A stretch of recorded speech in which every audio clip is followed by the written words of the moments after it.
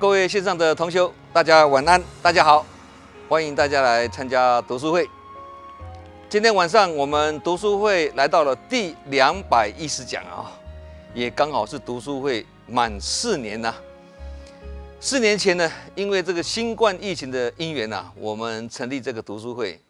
而参加这个读书会的同修们是来自许多不同的国家。所以我们在空中相会啊，可以说是有缘千里来相会，文法因缘一线牵呐。那在这个读书会满4周年之际啊，那我要在这边深深感恩我幕后20多位的跨国志工啊，跟我们大爱电视台的专业志工团队们呐，大家分工合作啊，合作无间啊。那这样的用心呢，创造了很好的点阅率啊。那证明了呢，用心就是专业的这个道理呀那我们最要感恩的对象是长期以来在线上跟我们一起学习的有缘跟有心的同修们各位长期的陪伴跟支持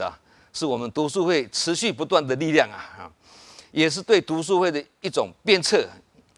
那默写在这个地方要致上12000分的感恩之意那也跟大家一起共勉法在情中求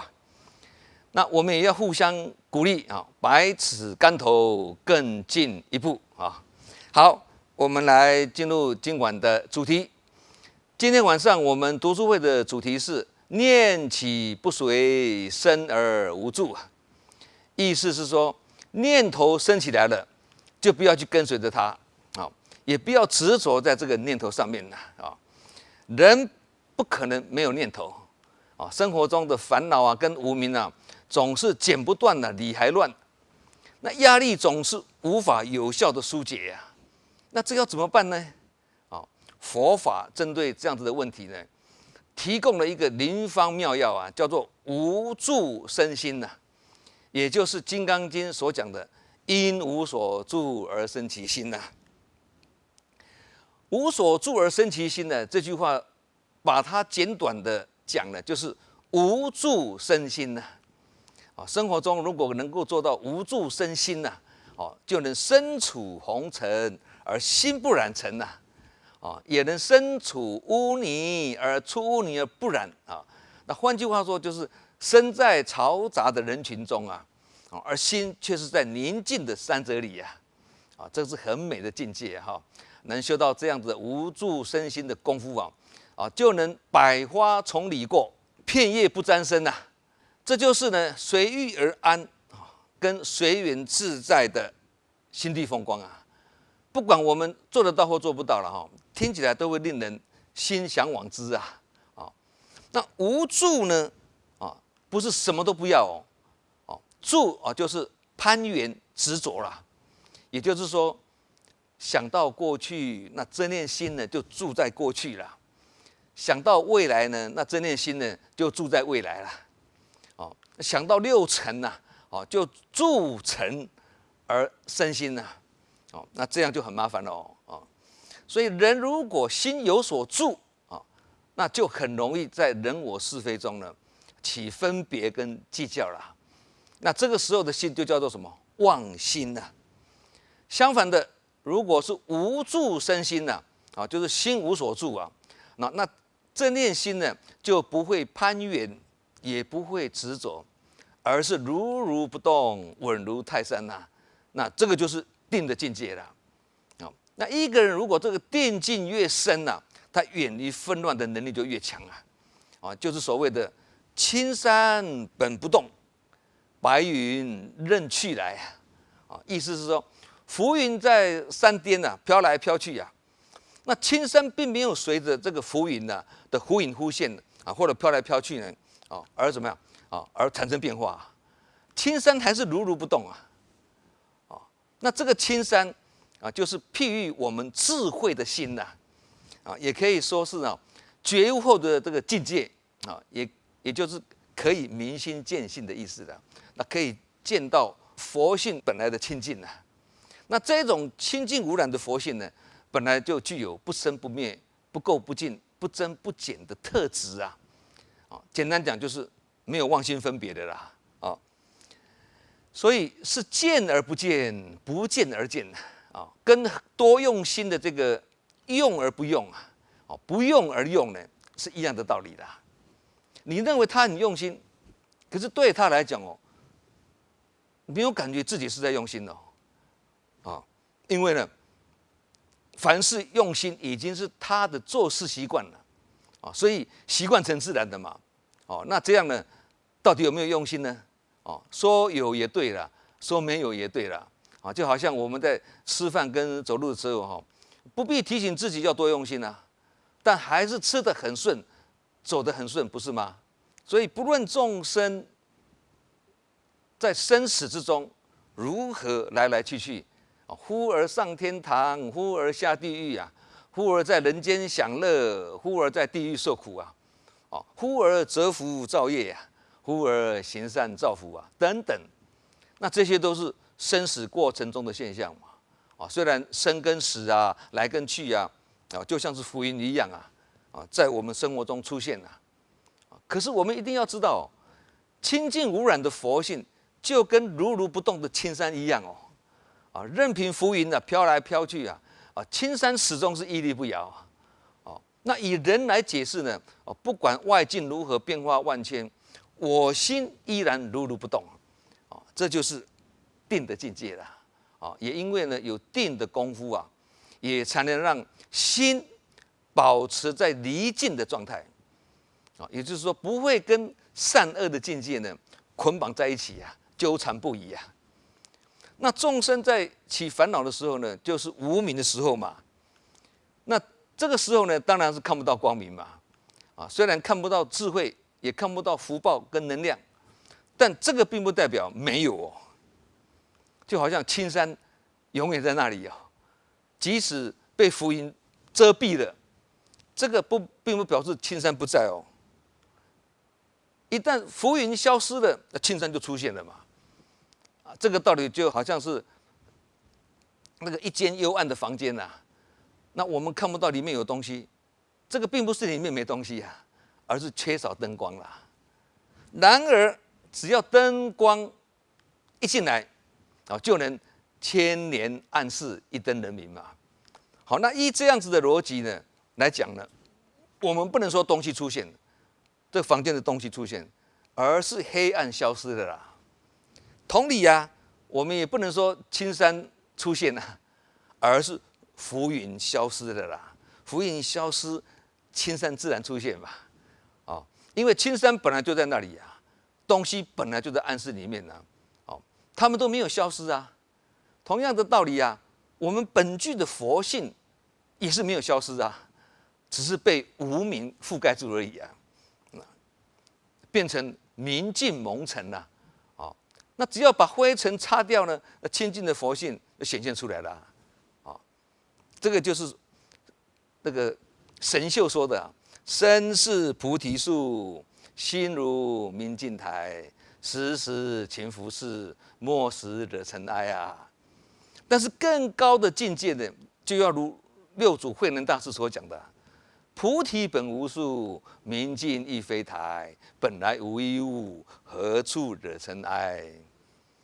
意思就是说，菩提树是空的，明镜台也是空的，身跟心都是空的，本来无一物的空，又怎么会惹尘埃呢？所以我们如果是心空无见这任何事情从心而过就不会留下痕迹的就好像是雁渡寒潭，雁去不留影嘛。所以人生本来就没有什么事的，都是自己的自信显现，叫做天下本无事，庸人自扰事嘛。那刚刚讲围绕在青山的浮云这个浮云就是什么？就是泛指我们众生的无明跟烦恼啦，生老病死啦，分别执着啦等等，这些都好像是浮云一样生生灭灭，变化无穷那也因为这种分别跟执着的烦恼心使得本来就不动也从未消失的佛性跟悟性呢，没办法显现出来因此一个有悟性的人呢，他在看这个纷扰的这个俗世的时候呢，或者看芸芸众生的凡夫性的时候呢，哦，他都会有这种青山本不动，浮云任去来的这种体认跟感受啦。哦，那有悟性跟觉性的人呢，他能保持透视跟透彻哦。他看到的青山，他看得到的是青山，而不是浮云呐。他看到真相，而不是外相。他看到的是内在的真相，而不是外在的假象啦。所以，当他看到生灭不停的念头的时候呢，他是念起不随哦，所以自然也能够生而无住啊，就心不会被束缚住的意思了。那我们人一天当中有非常多的念头，也因此呢，有非常多的生灭不已嘛，而人的一生呢，就是有众多生生灭灭的念头呢，所累积而成的所以呢，叫做众生嘛，一切的念头也好，事项也好，就像浪花一样啊，起的又灭，灭了又起，一下子看起来是静如止水，一下子波涛汹涌啊。所以念头的生灭就像我们的梦境一样啊，梦幻无穷啊，才会讲人生如梦嘛。这个道理就像我们很容易看见执着的现象啊，我们以前读书会也提了好几次这个现象了我们看见执着的现象，但是却不容易看到执着的本身也就是说容易看见飞起的尘土但却看不到风的实体虽然看不见风的形体，但却很清楚，这个是风在作怪啦。这个就是什么？见物就见性，见人就见性叫做明心见性他透彻这个道理了，他看透了那要看清实相，就要学习什么？时时反观自性，随时关照自己我们一般凡夫都是用2只眼睛在注意别人那从来不注意自己的啦，很会严厉的去批判别人，但从不虚心反省自己所以才说用1只眼睛看别人就好，用另外1只眼睛看自己这样才是什么？福慧双眼很有道理那古人讲一日三省吾身就是在强调什么？时时自我把脉自我诊断自我验收自我充实，自我提升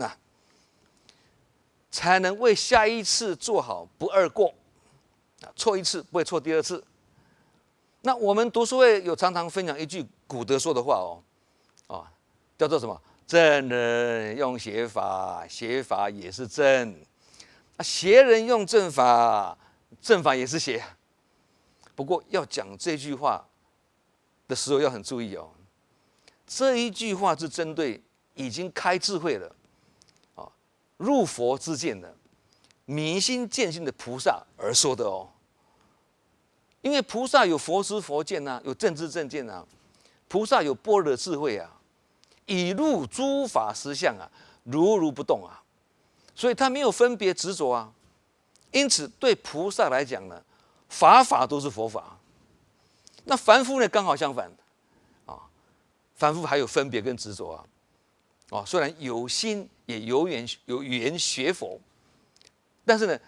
可能因为学佛，但很可能学佛多年还是外道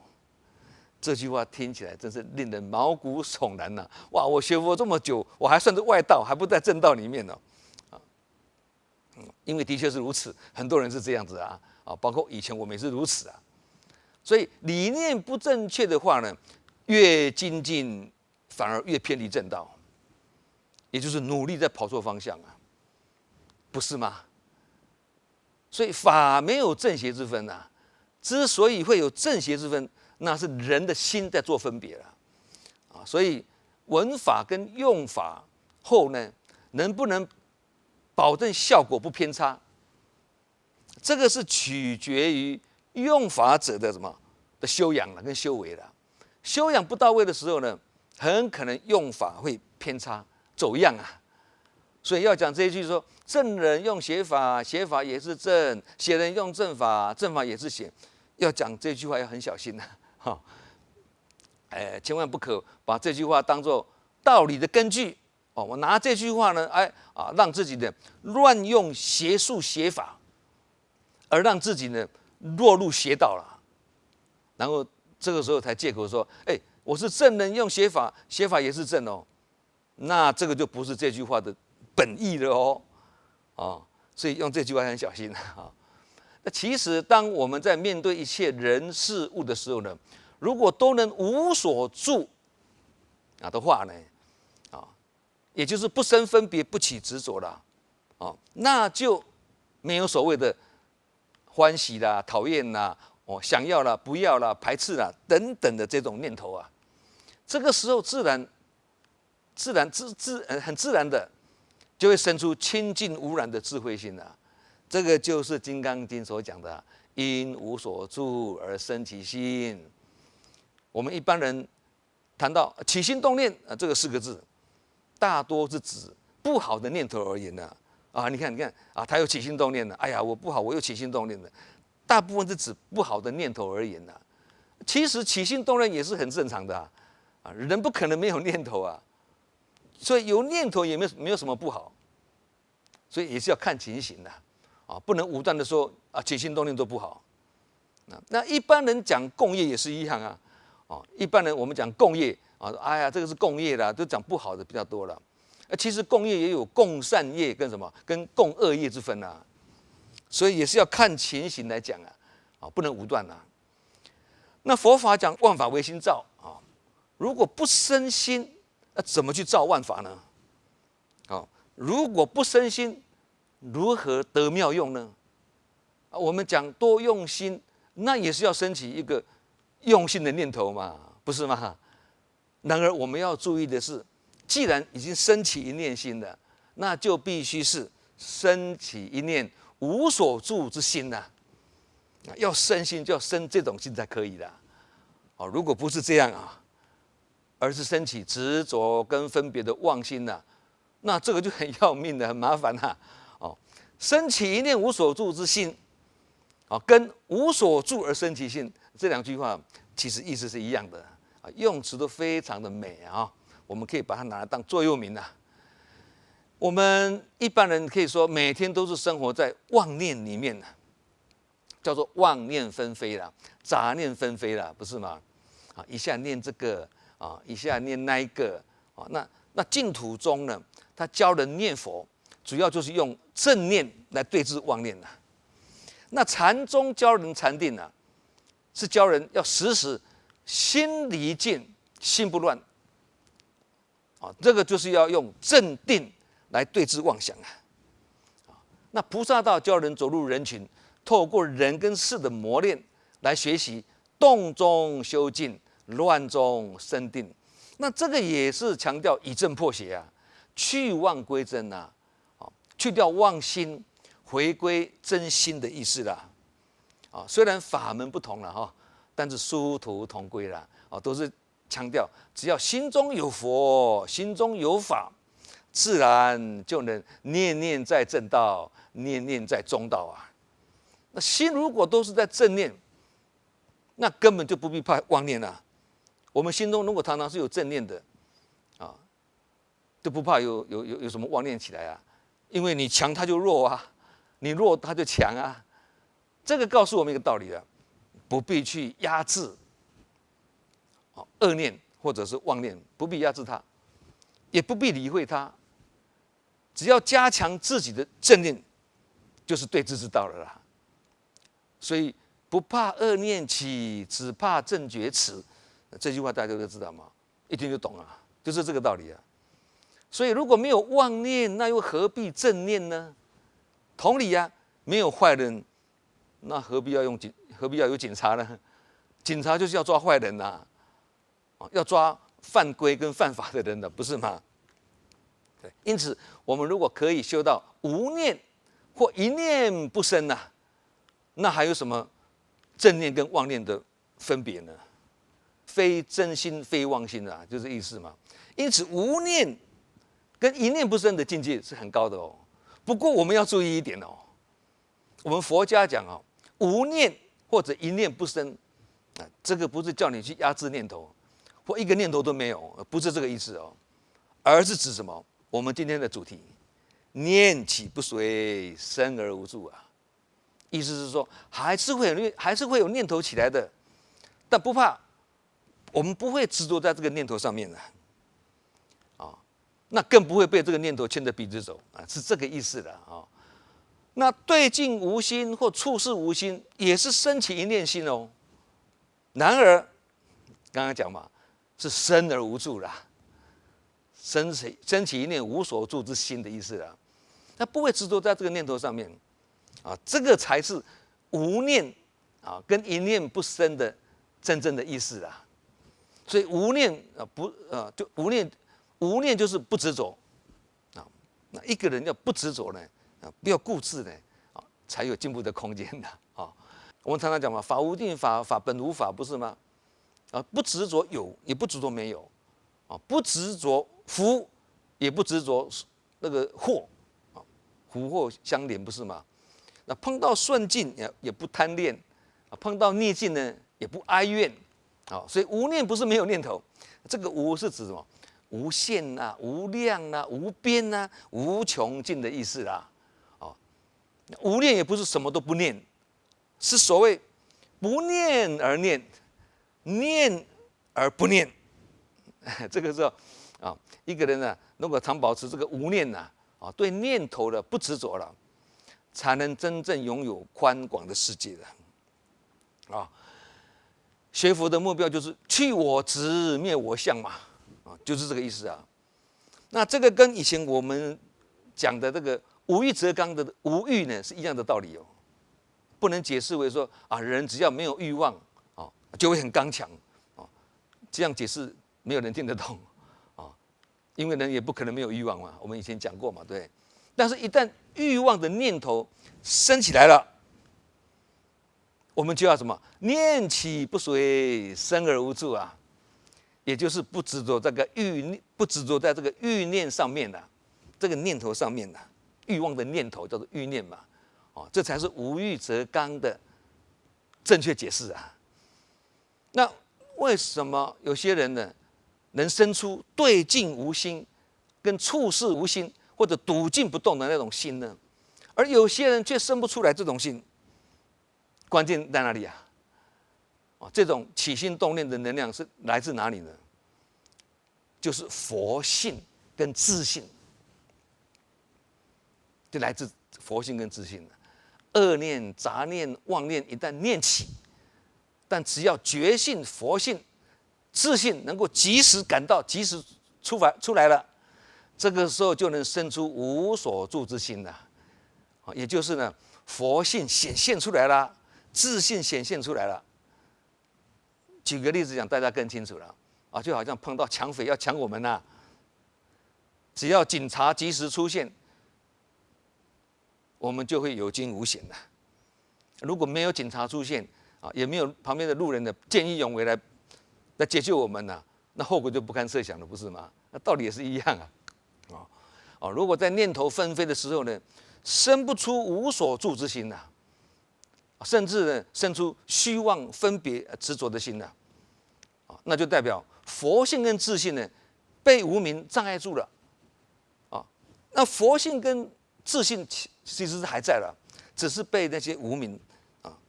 遮盖住而已嘛，不是没有警察啦，是警察没有及时出现呢，没有出现不是没有这还有，只是没有及时出现而已啊。所以重要时刻要生出什么样的心呢？关键因素就是信啊。那我们一般人比较常谈论的都是什么？起心呐、动念呐、生心呐，不是心就是念嘛。其实心跟念的总指挥是信哦，是信，佛性跟自信那个信。所以信就好像什么常见人一样，跟他总驾临呐，是幕后的什么操盘手哎。所以信升起，信是心升起心的根本啊，信是升起心的根本，升起心的能量，是心的本源呐。意思就是说，没有信，则对境就生不起心来了。可见这个性是多么重要就好像举个例子，大家都很清楚了，就好像电流虽然看不见摸不着但一切的照明跟动力都是靠电在起作用的只有灯泡还不会亮必须通电才可以发亮这个电的意思就是性，就是我们刚刚讲那个佛性那个性。那我们眼睛看得到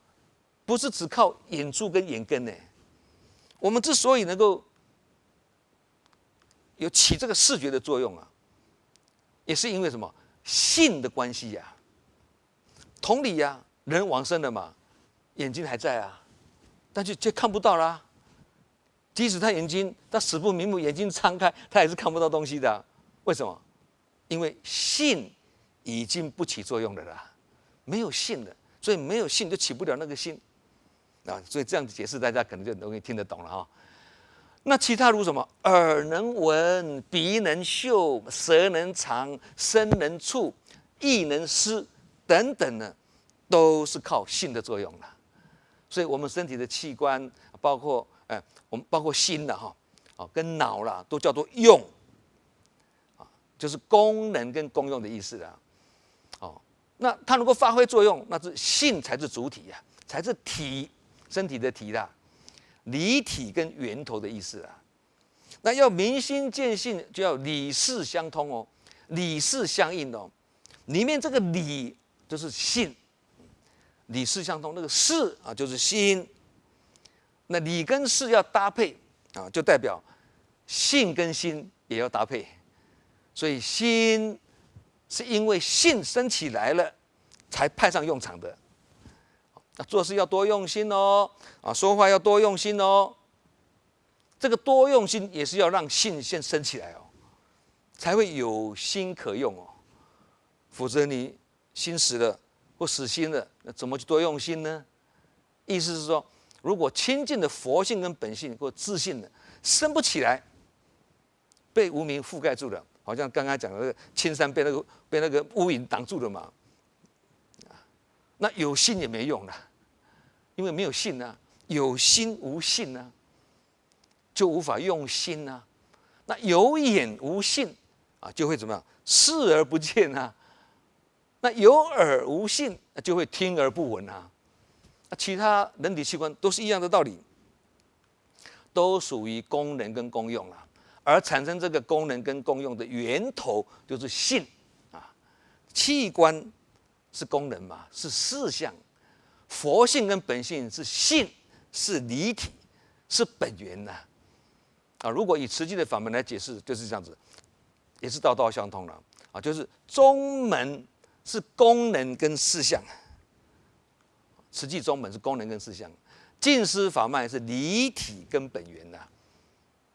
简单讲就是法源法的来源那宗门是方便法，法脉是真实法。那这点上人以粽子来做譬喻解释的，大家听得更清楚明白因为上人曾经开示，宗门是重串，法脉是重头就是这个道理嘛。那用人体器官跟粽子来解释相信大家都容易听得懂了那人会起妄念、杂念跟恶念呢？那是因为凡夫有凡夫心跟凡夫性，这是因为众生本来就习气刚强难调伏很容易升起执着心、分别心、懈怠心、嗔恨心、嫉妒心、爱慕心，跟什么善心、杂心、坏心等等这些心都升起来了，那念头不跟着起，也很难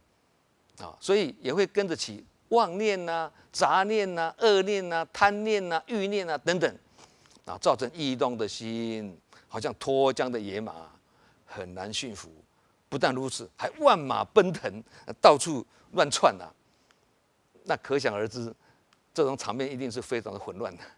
那其实这个就是我们的内心世界外表看起来很平静，内心是小鹿乱撞的，小鹿乱撞对不对那这个是每天我们都会碰到的事情也深深影响我们每一天的心情好，那要怎么去治乱跟平乱呢？